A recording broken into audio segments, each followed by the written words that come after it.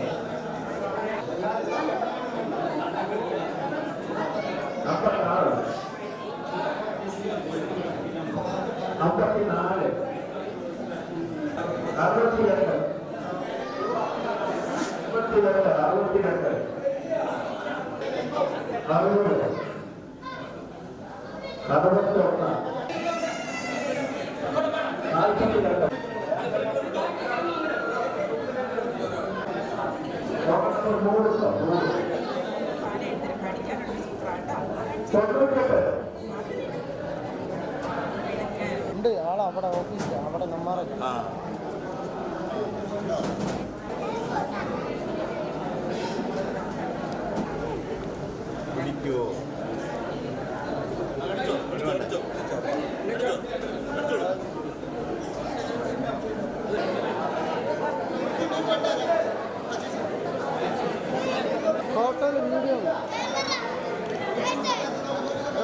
എഴുത്തിനിരുത്തുകയും വിദ്യാരംഭം കുറിച്ച് പുസ്തകം പൂജയ്ക്ക് വയ്ക്കുകയും ചെയ്തിട്ടുണ്ട്. ഇന്നത്തെ ദിവസം മണപ്പള്ളി ഭഗവതിയുടെ തട്ടകത്തിലേക്ക് നിരവധി കുരുന്നുകൾ പുതിയ അറിവിൻ്റെ ലോകത്തിലേക്ക് വന്നുകൊണ്ടിരിക്കുകയാണ്.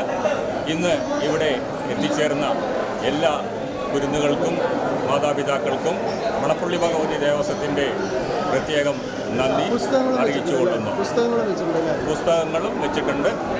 ഈ ക്ഷേത്രത്തിൽ ജീർണോദ്ധാരണ പ്രവർത്തികൾ നടക്കുന്നതിനാൽ എല്ലാ വർഷത്തേക്കാളും കുറച്ച് ഉള്ള സ്ഥലപരിമിതി കൊണ്ട് അത് കുറച്ച് മാറ്റങ്ങൾ വരുത്തിയിട്ടുണ്ട്.